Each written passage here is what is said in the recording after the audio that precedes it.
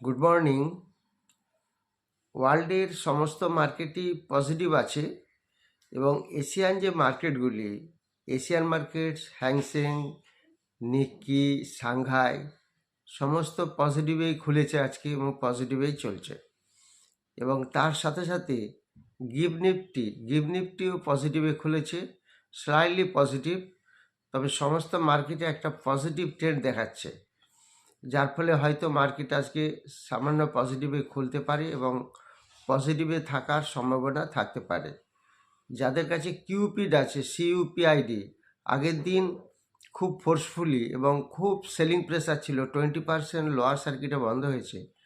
Cupid আজকে যারা এএমওতে লাগিয়ে রাখবেন তাদের পক্ষে সুবিধা হবে। কিউপিড একটা জোরে সেলিং প্রেসার এসে গেছে। যারা 15 ফেব্রুয়ারি ক্লাস করতে চান, অফলাইন ব্যাচ শুরু হবে 15 ফেব্রুয়ারি সানডে।